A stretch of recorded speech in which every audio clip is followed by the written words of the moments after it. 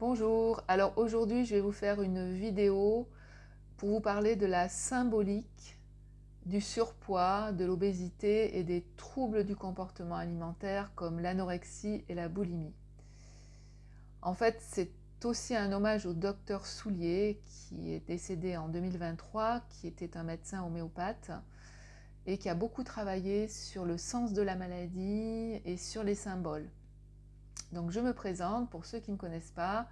Je suis Corinne Salès, diététicienne nutritionniste, naturopathe fonctionnelle, micronutritionniste et praticienne en psychogestionnelle. Donc dans cette vidéo, je m'occupe aussi beaucoup de troubles du comportement alimentaire, évidemment, de par mon métier de diététicienne.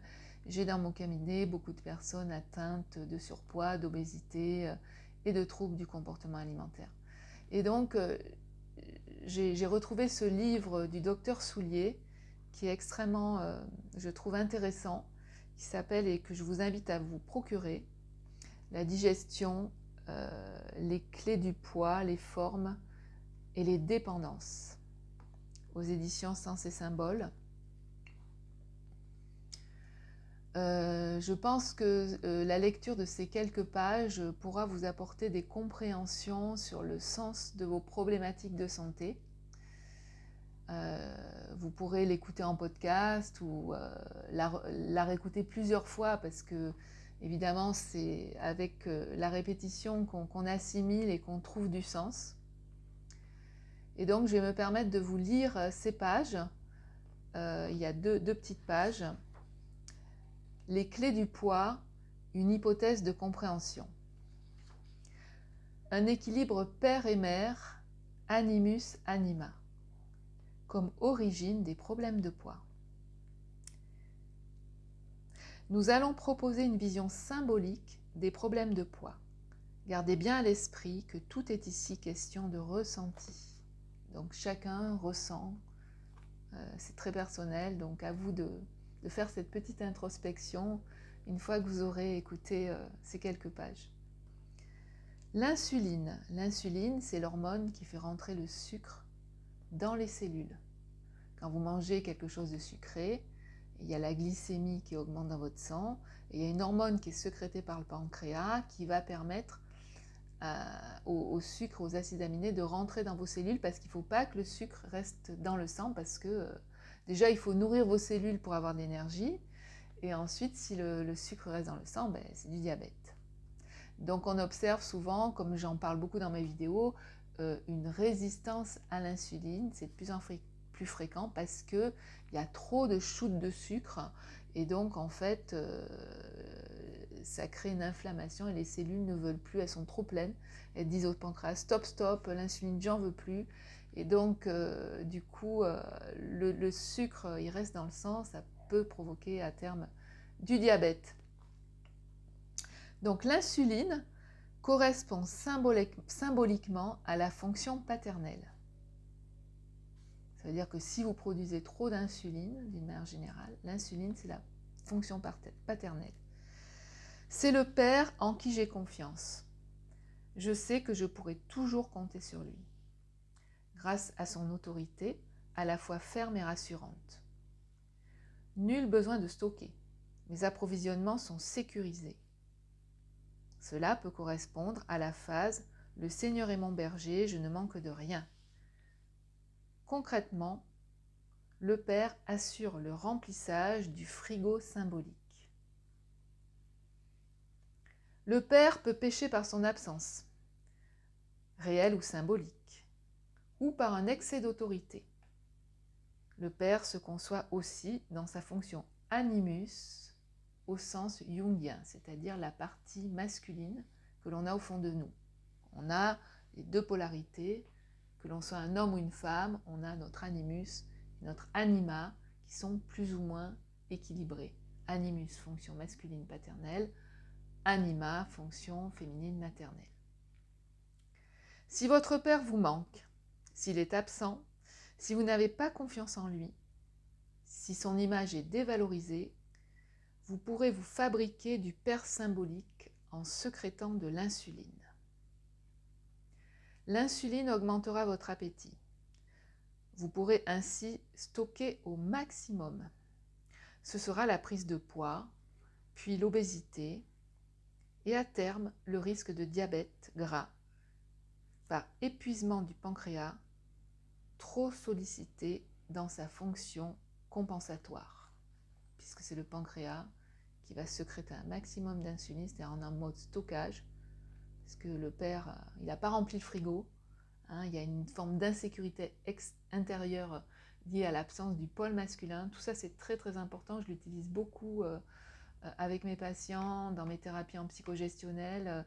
C'est vraiment des notions fondamentales et qui sont bien sûr, confirmées par le patient quand il en parle. Donc, si le père est absent, ce sera, il n'y a pas d'insuline, il faut stocker. Le frigo est vide. Donc ce sera la prise de poids, puis l'obésité et à terme le diabète, avec épuisement du pancréas, trop sollicité dans sa fonction compensatoire. C'est le au cas où des excès de poids. Et oui, c'est-à-dire qu'il y a des excès de poids qui sont juste, des tentatives de pallier à cette insécurité du manque. Au cas où je manque, je vais déjà sécréter de l'insuline par anticipation pour éviter la famine. Parce que j'ai pas la sécurité du père, il n'a pas rempli le frigo. En tout cas, dans ma représentation symbolique personnelle. Vous voyez, parce que souvent, le père, il peut aussi être là, mais en général, les deux concordent. Hein. Si le père est absent, même en étant là physiquement, l'enfant va le ressentir absent. Mais tout dépend du ressenti de l'enfant. Il y a des enfants qui vont le vivre plus fortement au niveau du père et d'autres au niveau de la mère. Donc si l'autorité du père ou de l'animus jungien fonction masculine au sens de la famille, qui peut être tenue aussi par la mère, ok oui. Si l'autorité du père est ressentie comme trop dure, votre sécrétion d'insuline pourra se trouver freinée ou paralysée. Et là, ce sera plutôt le versant du diabète maigre, c'est-à-dire le diabète de type 1, le diabète auto-immun. C'est pourquoi on a pu parler à ce niveau de résistance qui correspond à une résistance et un refus de cette autorité. Donc vous voyez, je trouve que c'est très intéressant et ça nous permet de comprendre que derrière chaque symptôme, il y a un sens symbolique pour le cerveau, pour la personne, suivant son histoire. Cette idée de lien symbolique insuline-père pourra sembler audacieuse. C'est l'expérience clinique qui me l'a inspirée il y a de nombreuses années. Depuis, elle s'est trouvée maintes fois vérifiée dans des cas concrets. Ce qui est particulièrement intéressant dans ce cas, c'est que les dernières découvertes scientifiques viennent confirmer cette idée. On s'est interrogé longtemps sur la manière dont un petit gène sur le petit chromosome, comme le Y, pourrait à lui seul coder une détermination aussi importante que le caractère masculin. Naturellement, on aurait imaginé que cette fonction de différenciation devait être tenue au moins par un gros gène sur un gros chromosome. En pratique, on a découvert récemment que ce gène du chromosome Y coopère pour faire la différenciation masculine avec d'autres gènes sur d'autres chromosomes et en particulier le gène codant l'insuline. La boucle est bouclée. Le symbole est confirmé par les découvertes médicales. Nous allons sûrement découvrir dans les prochaines années d'autres coopérations pour la différenciation masculine. Cela risque d'être particulièrement instructif. Le glucagon. On passe maintenant à la deuxième hormone, le glucagon, qui est l'hormone opposée à l'insuline, qui permet d'aller chercher, déstocker, non plus stocker, mais déstocker du gras pour libérer du sucre à partir des graisses dans la circulation sanguine quand on n'a pas de nourriture. Donc normalement l'insuline et le glucagon, ils sont complémentaires et quand on est en bonne santé, on a une flexibilité métabolique comme on dit, qui fait qu'on peut tout aussi bien stocker le sucre dans nos cellules que le libérer à partir du gras, parce que le sucre stocké dans les cellules par l'insuline est transformé en triglycérides, donc en gras. Donc pour libérer du sucre, il faut faire l'opération contraire. Donc le corps, grâce au glucagon, il va libérer le gras, c'est la lipolyse, et il va le transformer au niveau du foie, c'est le foie qui fait ça, hein. Il va transformer donc ces triglycérides en sucre grâce au glucagon. Alors le glucagon, hormone opposée à l'insuline, correspond symboliquement à la fonction maternelle. Cela correspond à l'anima, mouvement féminin de la vision jungienne. Là encore, il se peut que cette fonction soit tenue tout ou partie par le père. Et oui, il y a des pères qui sont maternels, donc il faudra bien pouvoir interpréter, hein. D'ailleurs, c'était mon cas dans ma famille, hein. Mon père, c'était une mère, et c'est souvent le cas.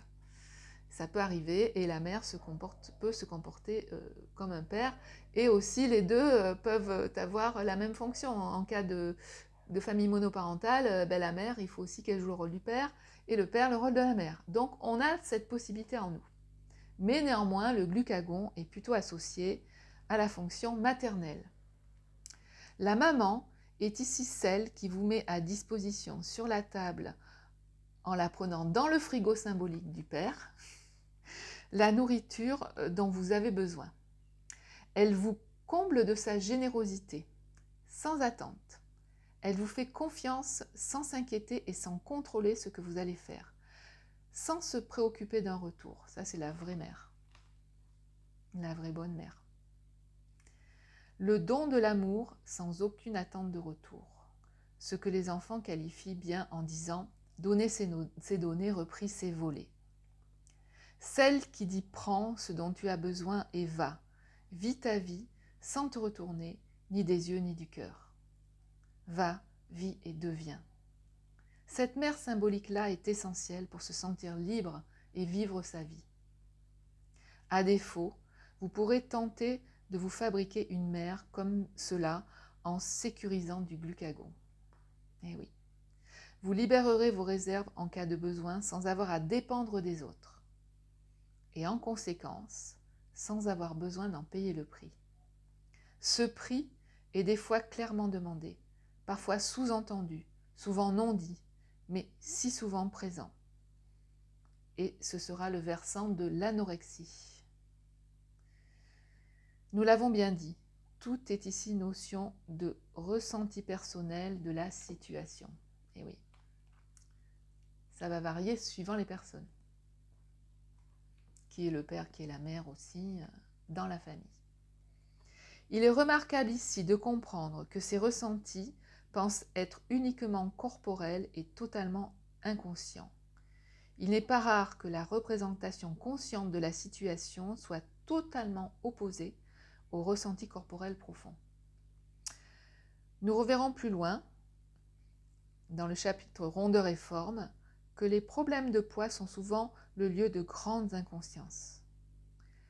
Quand la mère ou l'anima est ressentie comme contrôleuse, donnant à manger en disant symboliquement « tu me dois quelque chose en échange », avec tout ce que j'ai fait pour toi, ou encore « j'ai le droit de contrôler et de m'inquiéter pour toi », vous partirez sur le versant anorexique.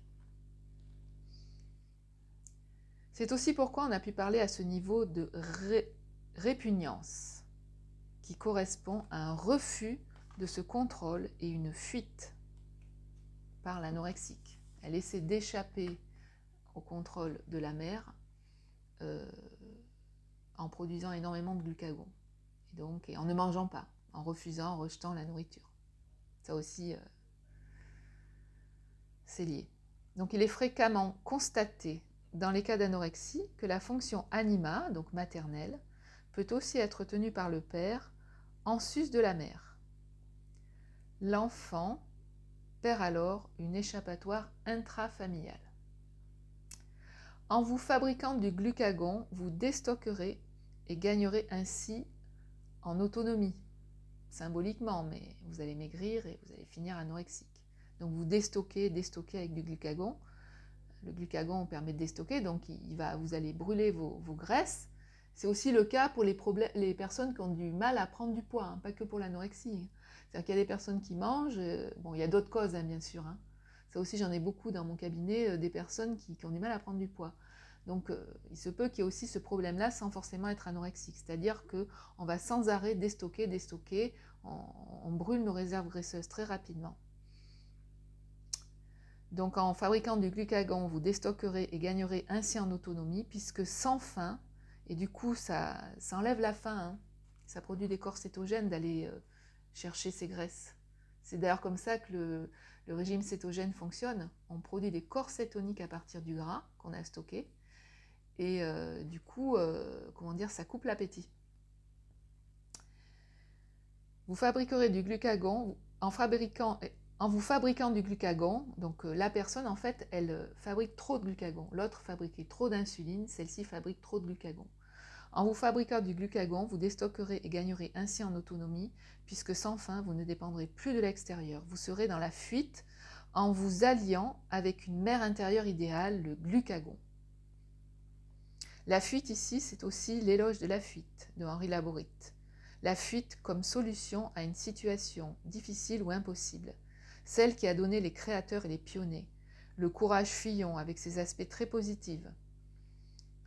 Dans une affection aussi préoccupante que l'anorexie, il est important de comprendre l'intérêt qu'ont l'être conscient et l'organisme biologique à cette attitude anorexique. Elle a un moteur et une justification puissants. Reconnaître l'intention positive, c'est-à-dire le manque d'une mère sécurisante, ou une mère trop contrôlante, qui fait qu'on veut la fuir, donc on produit énormément de glucagon et on maigrit, et on n'a plus faim. Reconnaître l'intention positive, parce que le corps ne fait rien par hasard. Tout a une bonne intention, c'est une protection. L'intention positive de cette pathologie, à savoir l'anorexie, est un des moyens de déverrouiller ces situations qui sont tellement dramatiques. Donc là, on a un moyen vraiment efficace sur le plan thérapeutique de déverrouiller l'anorexie, qui est vraiment, enfin en tout cas les troubles du comportement alimentaire dont l'anorexie, c'est ce qu'on parle ici, qui sont vraiment, je le sais pour le vivre dans mon cabinet et l'avoir vécu, que c'est extrêmement difficile de se sortir de ce genre de pathologie psychologique, psycho-émotionnelle. Alors, reconnaître l'intention positive de cette pathologie est un des moyens de déverrouiller ces situations. C'est le cas de toutes les pathologies. Je dirais qu'ici, cela peut paraître plus difficile à voir dans le cas de l'anorexie. Dans les cas prolongés, il faut envisager l'aspect addictif de l'anorexie. Donc là, on passe encore à autre chose. Vous allez voir, mais ça, c'est pas autre chose. C'est, comment dire, l'addiction au corps cétonique et aux endorphines générées par le jeûne anorexique. Et ça, on sait que ça génère énormément d'endorphines et ça crée des addictions au jeûne. Et donc, l'anorexique, c'est une addictive. Une des caractéristiques de l'anorexie est de déclencher le processus d'acétone par l'utilisation des graisses, donc des corps cétoniques, c'est-à-dire qu'on brûle les graisses et on produit des cétones. Les corps cétoniques sont euphorisants. Le désir d'autonomie se transforme en un plaisir du contrôle total. L'extérieur, qui pouvait être vécu comme nous contrôlant, passe totalement sous notre contrôle. Ce principe de l'acétone fait partie des bénéfices du jeûne avec les effets psychologiques, voire mystiques. Cela peut à terme représenter un plaisir conduisant à l'addiction, expliquant en partie la difficulté qu'ont les anorexiques à sortir de leur état. Pourquoi perdre ce sentiment de liberté et de toute puissance ? L'hypothèse de l'addiction dans l'anorexie apparaît de plus en plus dans les dernières découvertes sous divers processus physiologiques, biologiques et neurologiques. La reprise de l'alimentation reconfronte de plus à une réaction de refus caractéristique de l'estomac qui verrouille encore plus la situation. Donc vous voyez que c'est complexe et si on a des explications symboliques qui permettent de tendre des perches à nos patients, c'est super intéressant, je trouve. Maintenant, on va passer à la boulimie. À l'inverse, quand vous n'arrivez pas à accéder à la fonction mère, qui est de fait absente ou inefficace, vous avez peut-être une mère infantile, une mère en difficulté, une mère absente ou occupée par autre chose. Et quand on n'a pas accès à sa fonction nutritive, comme nous l'avons décrite, la fonction glucagon peut se trouver symboliquement ralentie ou bloquée. C'est-à-dire que on a du mal à déstocker du gras, donc on a du mal à avoir du sucre à notre disposition quand la mère est trop contrôlante ou inefficace. On ne peut pas y avoir accès. Donc on n'a pas accès à notre fonction de déstockage des graisses par l'intermédiaire du glucagon. Donc on meurt de faim. Et donc on va manger. Et c'est comme ça qu'on déclenche des boulimies. C'est ce qu'il explique après, le docteur Soulier. Donc, cette mère absente, trop occupée, voilà, quand on n'a pas accès à sa fonction nutritive comme nous l'avons décrite, la fonction glucagon peut se trouver symboliquement ralentie ou bloquée. Vous vous trouvez devant une difficulté à déstocker en cas de besoin. La seule solution est alors de manger et manger encore, et c'est la porte de la boulimie. Parce que, si vous voulez, en cas de besoin, le sucre, on ne peut pas déstocker avec le glucagon, donc on n'a pas de sucre. Donc il faut manger. Donc on mange et à la fois on ne déstocke pas, et donc on grossit. Et surtout, le corps nous demande de manger. Et donc c'est la porte de la boulimie. Bon, la boulimie, en tant que diététicienne nutritionniste et naturopathe et spécialiste de la question, elle arrive souvent après l'anorexie. C'est-à-dire qu'il y a des personnes qui sont anorexiques pures, d'autres qui sont anorexiques boulimiques, d'autres qui sont anorexiques boulimiques vomisseuses, d'autres qui sont boulimiques hyperphagiques, d'autres qui sont seulement hyperphagiques. Il y a énormément de cas. Mais ce qu'il faut savoir, c'est que quand on met son corps en restriction stricte avec l'anorexie, ou alors avec, pour, comment dire, compenser des excès hyperphagiques ou boulimiques, eh bien le corps va complètement se déséquilibrer, il va vouloir se venger et il va vouloir combler les carences en mangeant énormément parce qu'il y a eu trop de restrictions avant. Donc ça, c'est aussi une autre cause, hein, indépendamment du fait de pouvoir accéder à la fonction maternelle. Mais de toute façon, tout est lié, donc si on est en anorexie, c'est à cause de ça, et si on est en boulimie, c'est à cause de ça.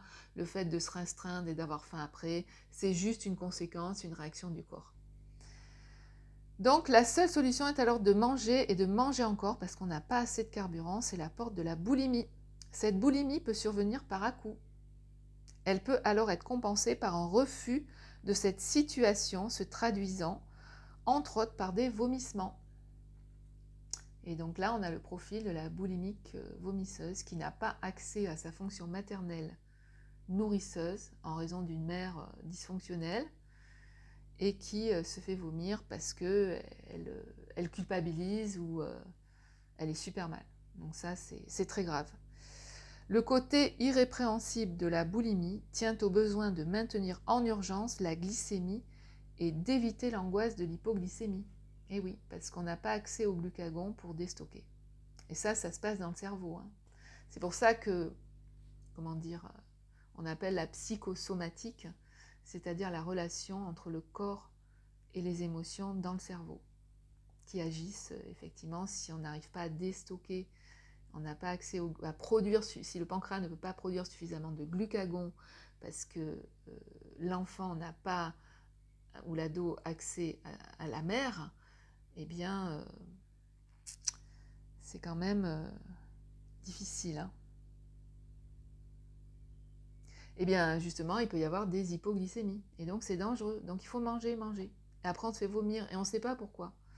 Quand on est là-dedans, on ne sait pas pourquoi. Il faut absolument consulter quelqu'un de spécialisé, qui connaît le problème, qui est passé par là, et avec beaucoup d'écoute et de soutien, qui peut vraiment vous aider. Un psychologue, un psychopraticien, une diététicienne, un naturopathe.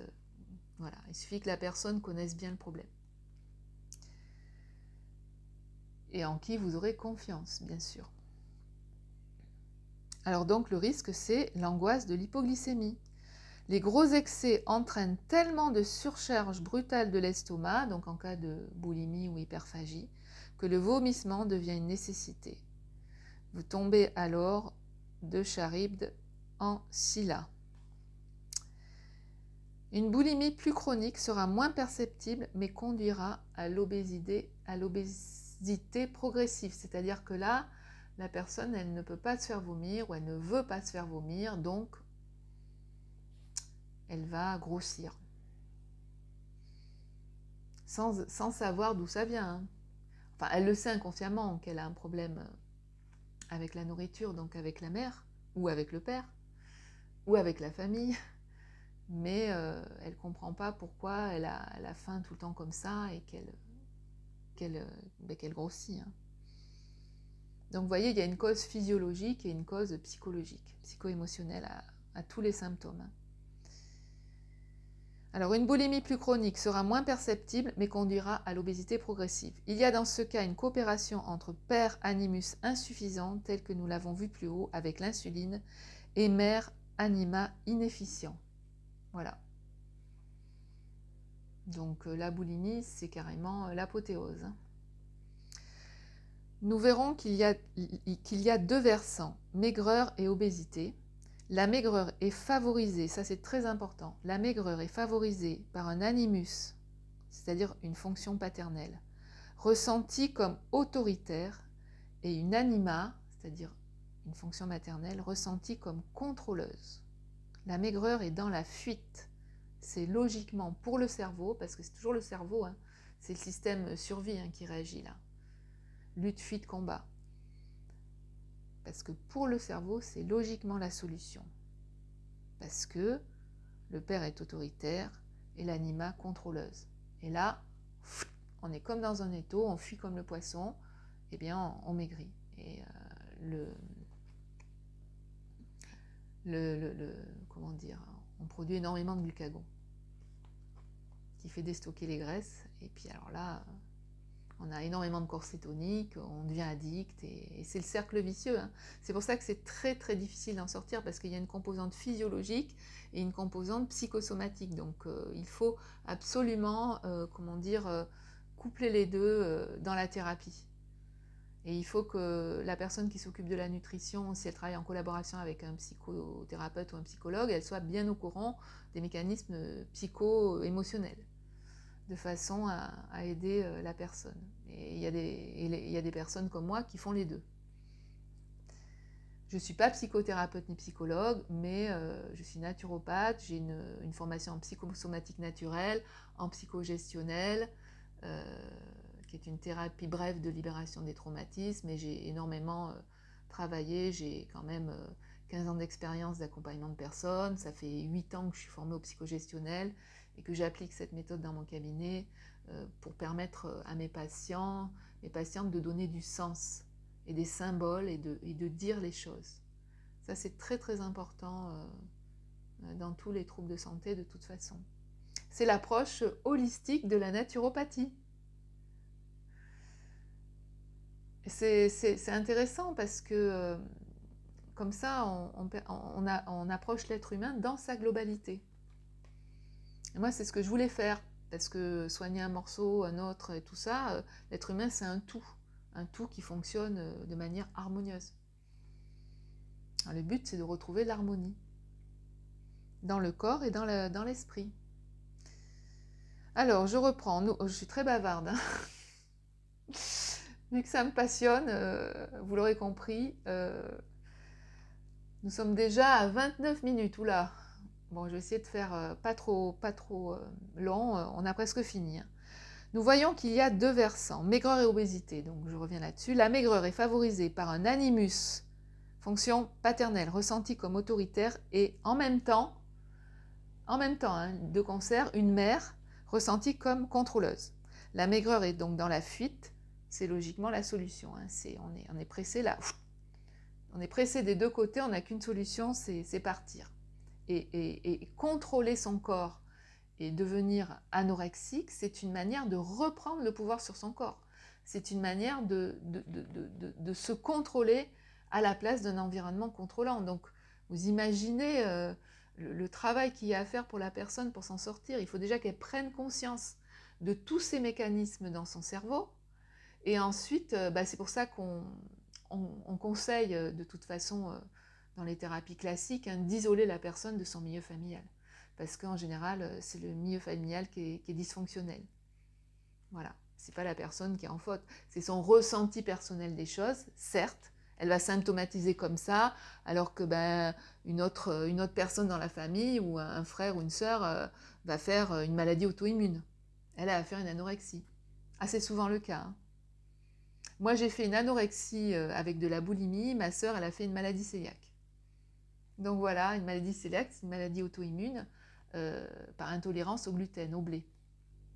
Donc c'est assez fréquent. Chacun réagit en fonction de son terrain, de ce que le cerveau, en termes de survie dans une famille dysfonctionnelle et toxique, lui engendre de faire et qui sera le plus efficace, comme dit le docteur Soulier, pour, le corps fait toujours les choses de manière positive en fait. C'est toujours pour aider la personne. Hein. C'est une justification positive. C'est-à-dire que ça va être un symptôme qui va être le mieux adapté pour assurer la survie de la personne dans cet environnement toxique.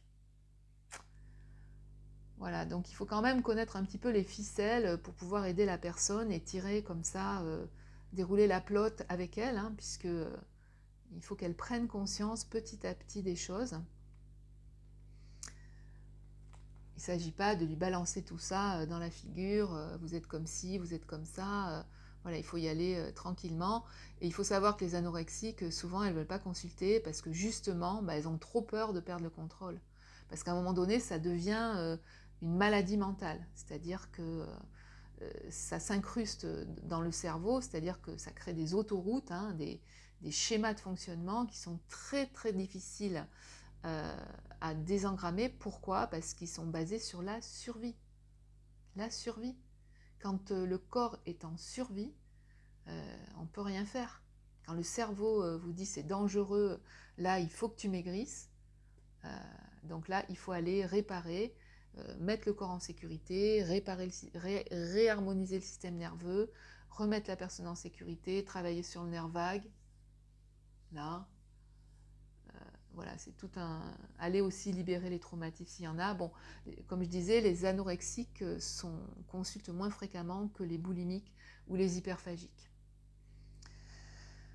Excusez-moi pour ces noms, pour celles qui m'écoutent et qui pourraient être concernées, c'est voilà, une manière de parler des personnes boulimiques et des personnes hyperphagiques.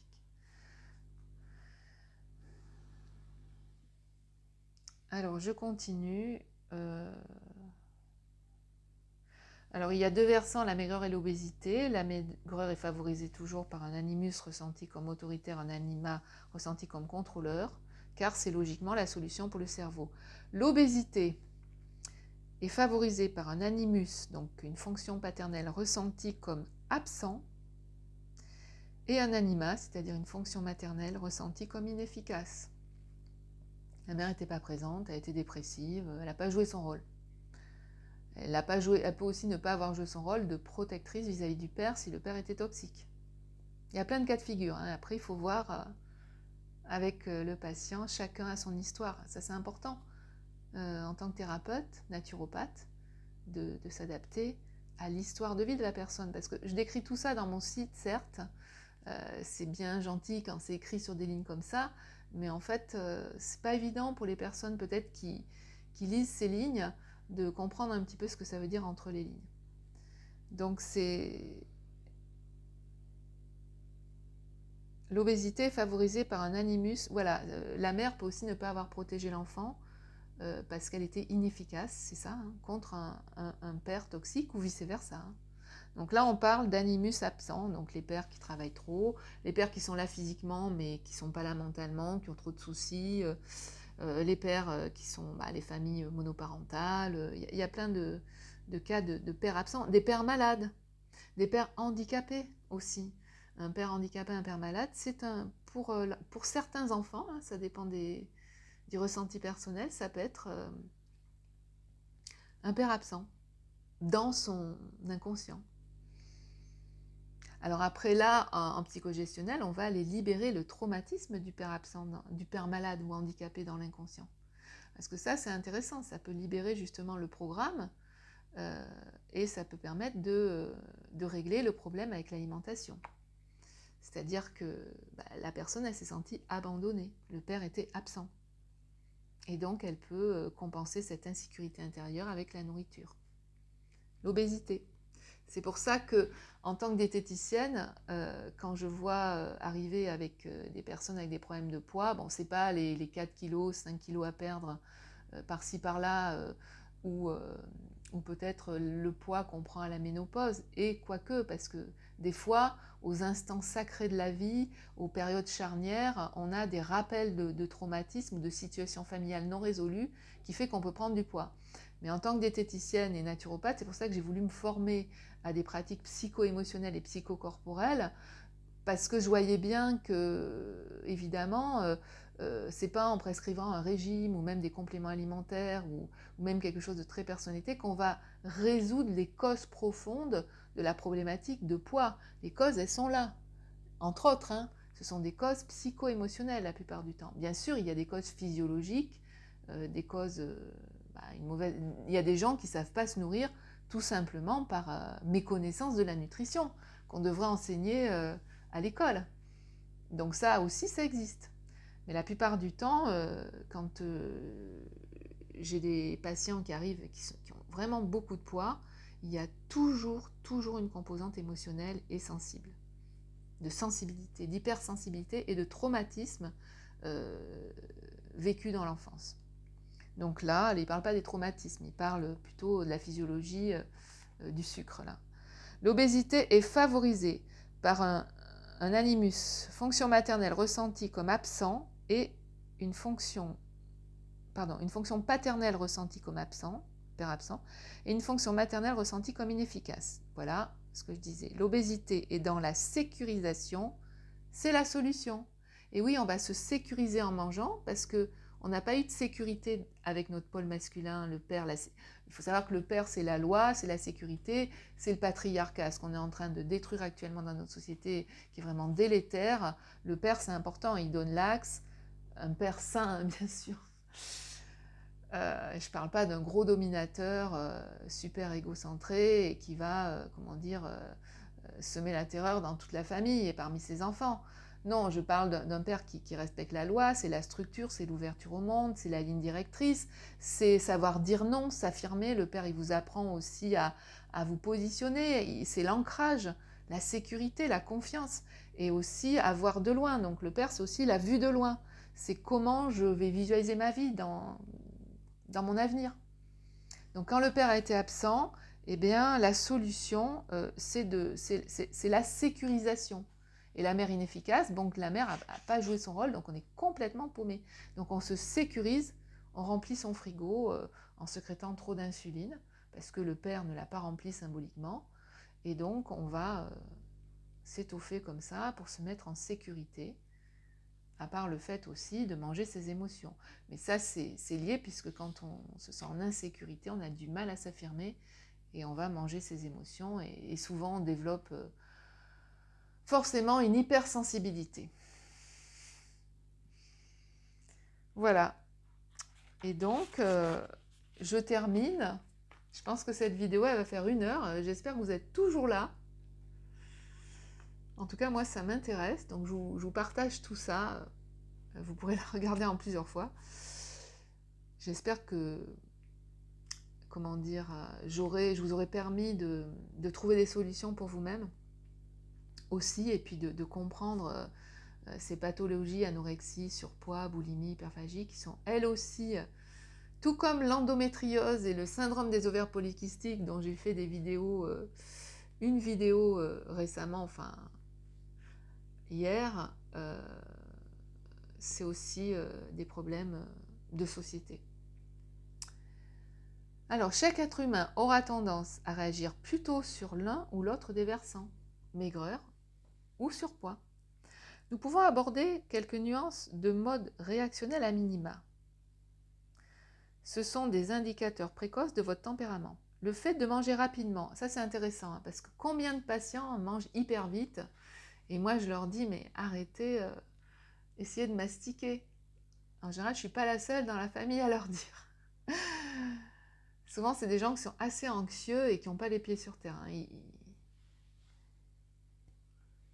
C'est-à-dire qu'en fait, il faut être très ancré et en conscience. Donc ça, c'est le père, l'ancrage, la sécurité, et la mère aussi, bien sûr, mais l'ancrage, la conscience. Je suis là, donc je mastique.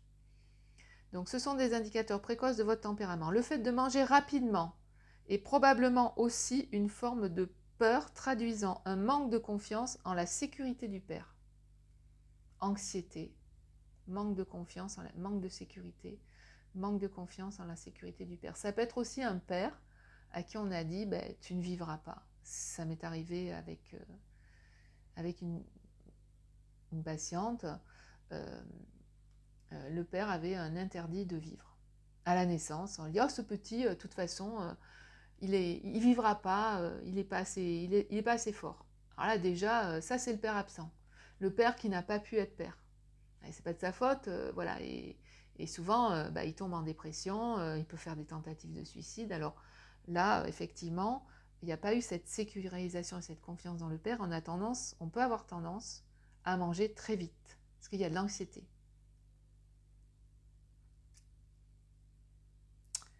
Donc le fait de manger rapidement est probablement aussi une forme de peur traduisant un manque de confiance en la sécurité du père et peut-être aussi en partie en l'attitude de la mère. Il peut biologiquement correspondre à un certain degré de ce que la médecine appelle un hyperinsulinisme rapide. Cela se traduit par une faim irrépréhensible dès le début du repas. Nous sommes ici proches de la boulimie. En sens inverse, le dicton « l'appétit vient en mangeant » peut traduire une difficulté à entrer dans la confiance dans le père. Et voilà, quand on n'est pas un pigne, qu'on n'a pas faim, voilà, eh bien, c'est cette difficulté à entrer dans la confiance dans le père parce que le père a été trop autoritaire, trop contrôlant, et donc on a du mal à accepter effectivement la nourriture. Ici, plus encore qu'ailleurs, tout est question de ressenti. Et oui, c'est pour ça qu'on questionne le patient, il s'exprime s'il peut. Conscientiser, parce qu'en fait, on l'amène à conscientiser, parce que la plupart des personnes ne sont pas conscientes. Tout ça c'est dans l'inconscient. Hein. Donc petit à petit, il faut que l'inconscient devienne conscient, de façon à pouvoir, déjà c'est 70% du travail, de façon à pouvoir, savoir de quoi on parle et qu'est-ce qu'on va réparer. Ici, plus encore qu'ailleurs, tout est une question de ressenti. Le propre du ressenti est d'appartenir à chacun. L'autre, en face, a parfois à faire le deuil de ses bonnes intentions. Ça, c'est valable pour nous aussi les thérapeutes. Le concept du sauveur.